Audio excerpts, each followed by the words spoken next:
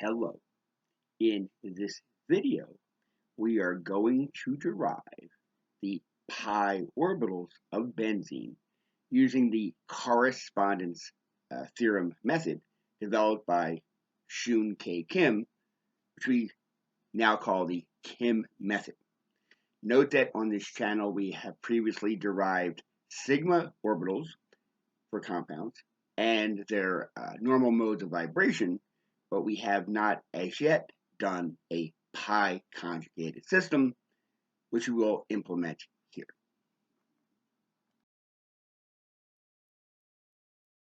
Note here a sketch of the geometry of benzene, labeling the relevant pz orbitals.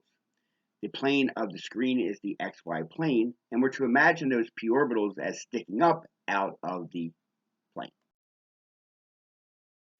Next, we assign coordinates to each of the centers of these pz orbitals that is consistent with the symmetry of the benzene molecule, which is point group D6H.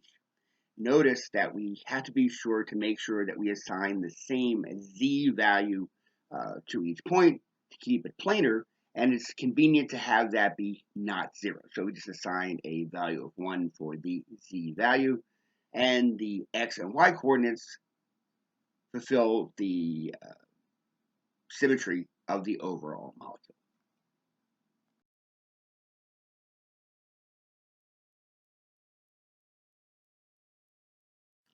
The Kim method depends far more on the basis functions for each irreducible representation, and it doesn't need to use the characters that are necessary in the projection operator method. So here, for convenience, are the basis functions for the irreducible representations of group D6H.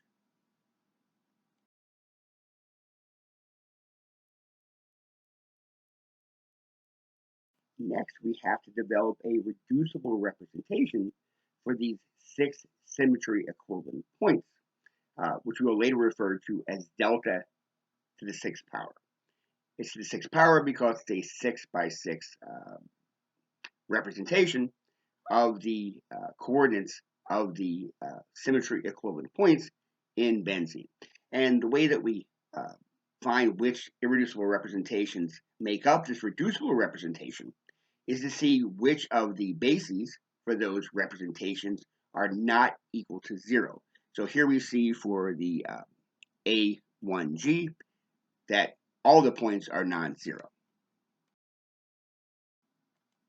Next, we check the B2U irreducible representation by evaluating the basis function x cubed minus 3xy squared.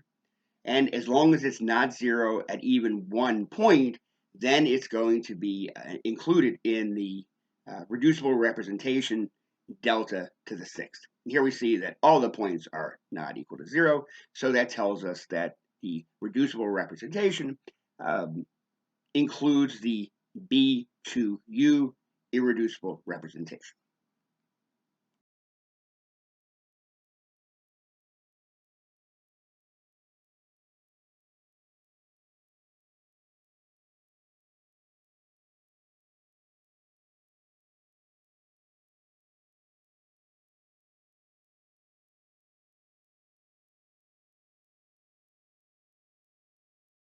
Next, we check the doubly degenerate representation, E2G.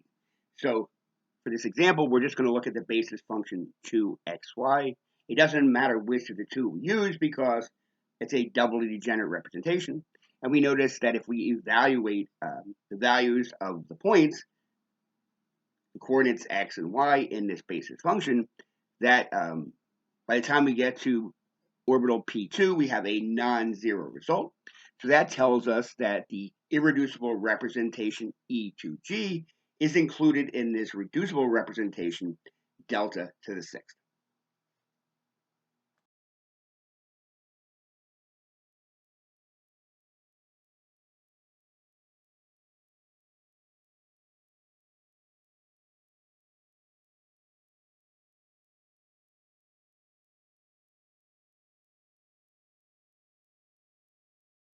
Now we check the doubly degenerate E1U irreducible representation. And we're just going to use the first of the two basis functions, the x. So we just evaluate what the x coordinate is for each of these orbitals, and we see that they're equal to either 1, plus 1, or plus a half, or minus a half. So since at least one of them is non-zero, that tells us that our reducible representation, this delta 6, is going to be including the E1U irreducible representation. So the trick is we need to look and find the basis functions that are not identically zero for all the different points. As long as it's not zero for at least one point, then it is included in our reducible representation.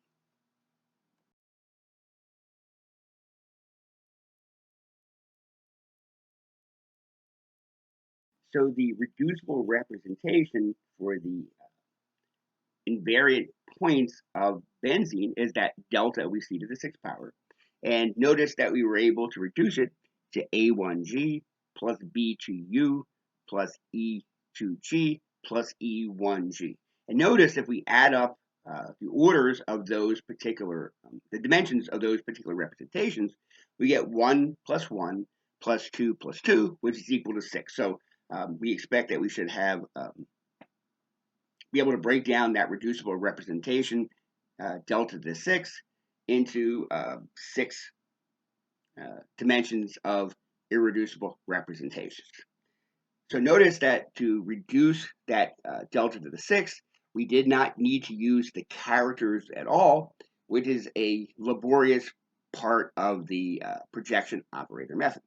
Now, if we make this direct sum, A2U times delta to the 6, this is our reducible representation for the pi bonding in the molecule. So how do we get that? Well, we notice for D6H that the Z function, which corresponds to the PZ orbital, has the symmetry A2U. So if we make this direct product, A2U times this delta to the 6, we will get a reducible representation. And then we see just by multiplying out, we can figure out the reduced form of that. And that ends up giving us A2U plus B1G plus E2U plus E1G. So again, we're able to reduce a reducible representation with much less effort than required in the projection operator method. But let's first show that this multiplication that we have here is actually true. So notice that when we multiply A2U times A1G, A1G is just the identity. It acts like the identity as a representation. So multiplying those together, we know immediately by the properties of groups that it has to be equal to A2U.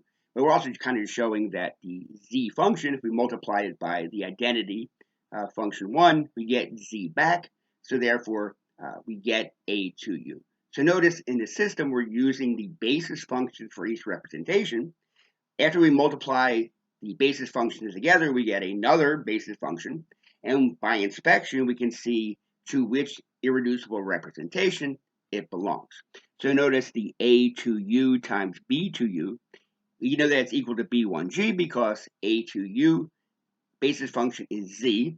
The basis function for B2U is x cubed minus 3xy squared. And when we get that together, we get x cubed minus 3xy squared quantity times Z, which is the basis function corresponding to the irreducible representation B1G. And notice we do the same thing, A2U times E1U. We get Z times the doubly degenerate pair x comma y. So if we do that, we get x times Z, y times Z. And we notice that those are the basis functions for E1G. Likewise, for A2U times E2G, we multiply the basis function Z, that goes with A2U, times the pair of basis functions for the E2G, which is 2xy, x squared minus y squared, and then we get the product as shown, pair 2xy, x squared minus y squared, each multiplied by Z, and those are the basis functions that correspond to E2U. So as a result, we're able to come up with this reducible representation for pi bonding, which is the A2U times the delta 6. And then we see that we can reduce it down to A2U plus B1G plus E2U plus E1G.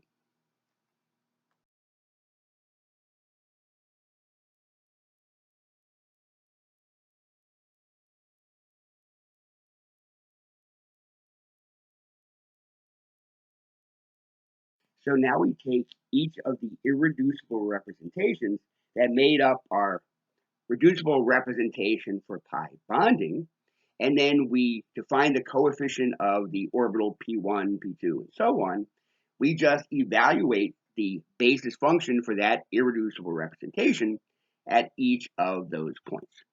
Now, A2U is just z, so we just write down immediately the z coordinate, which for all 6 orbitals is simply 1. So those are going to end up being the coefficients to make a linear combination of a symmetry adapted linear combination of orbitals that correspond to that particular irreducible representation.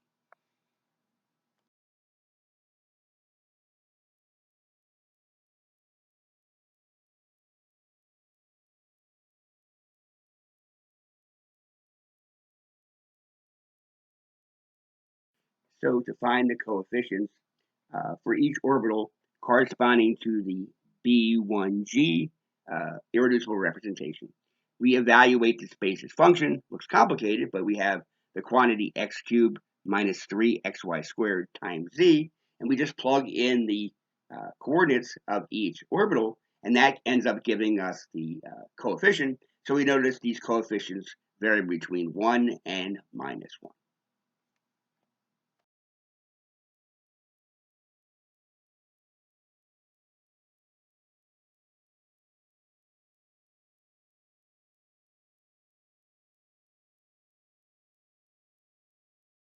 The doubly degenerate representations are a little trickier because we have to go through the process twice.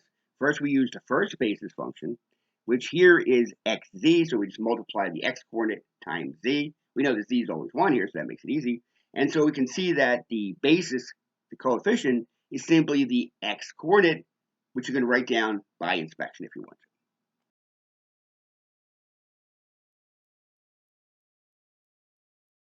So now for the second member of that degenerate pair, we use the second basis function, which now is y times z. And since z is always 1, it's simply a matter of writing down the y coordinate, and that will end up being the coefficient for each orbital in the symmetry adapted linear combination that corresponds to pi bonding in benzene. So note one huge advantage of the Kim method is that we can derive each member of a doubly degenerate or triply degenerate group individually and not have to proceed from one to the next, which is a source of tedium in the projection operator method.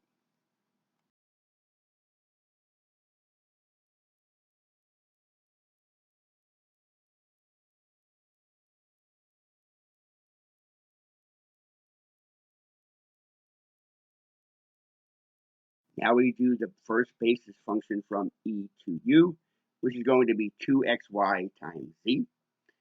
So we evaluate the basis at each of the sets of coordinates going from P1 to P6 to get the values as shown in Table 11.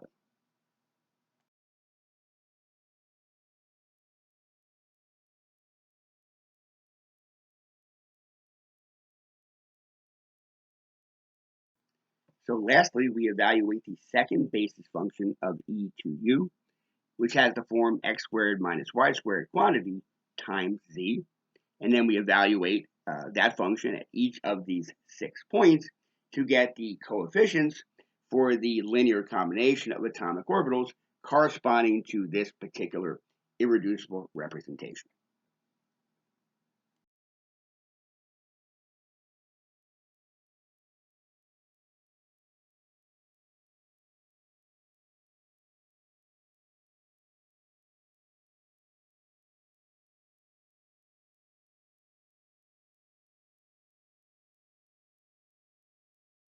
So now for each of the irreducible representations, starting with A2U and going down to E2U, we make a linear combination of the 6 p orbitals, and we use the coefficients, which are just the evaluation of the particular basis function for that point. So you can get the coefficients directly from the tables shown previously. And just to highlight the nature of the orbitals, I've put the negative phase things in red and the positive phase things in blue. One of the important features of pi bonding is this phase relationship of the p orbitals. One thing to notice is that the coefficients are not absolute. They're relative to each other. So in this particular list, we took representations where all the coefficients were the square root of 3 over 2. We essentially just divided through by square root of 3 over 2 to convert those into a coefficient of either +1 or -1. So the phase relationships are not disturbed by dividing through by some particular coefficient, because the coefficients are unique. They're just relative to each other. But in the process, we end up getting nice, concise algebraic expressions for the appropriate linear combinations for the pi orbitals of benzene here.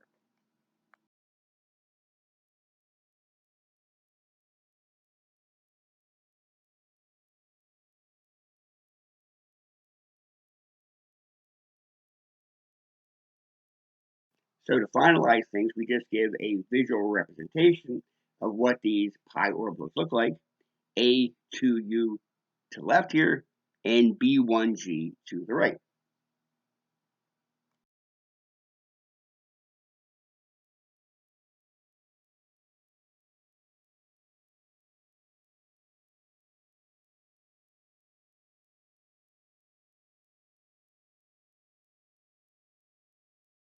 The doubly degenerate E1G pair is shown here, where the different phases of the p orbitals are shown as either red or blue. If they're shown as having no color at all, those are considered to be non-bonding in that case.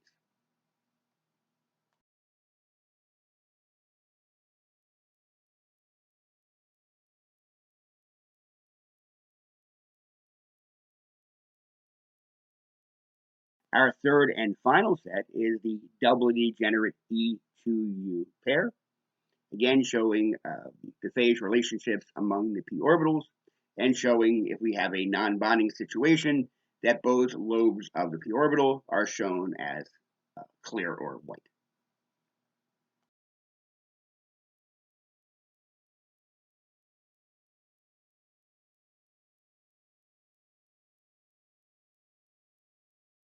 So we show the nodes in these molecular orbitals with a green line. And then we use the general principle that the greater the number of nodes, the greater the kinetic energy. So therefore, the higher in energy that particular linear combination is going to be.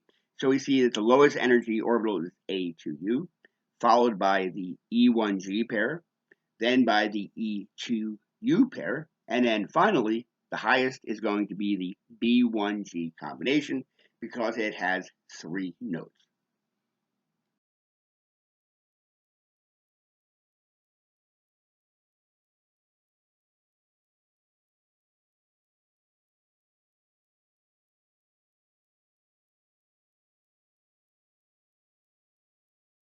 Then finally, we realize that in benzene, if it's neutral, we're going to have 6 pi electrons. We realize it satisfies the Huckel rule for 4n plus 2 to have an aromatic system. And we notice if we apply the Pauli exclusion principle and the alpha principle here, we can show that we can fill up the 2 lowest energy levels, the A2U and then the doubly degenerate E1G, with the pi electrons. So we can see here through molecular orbital theory why benzene is so particularly stable. It has the magic Huckel 4n plus 2 number of pi electrons, and then practically we see that it is precisely the right number of electrons to fill up the most bonding orbitals without filling up any of the non-bonding or anti-bonding orbitals.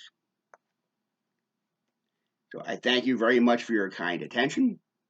Stay healthy, stay safe, and as always, have a good one.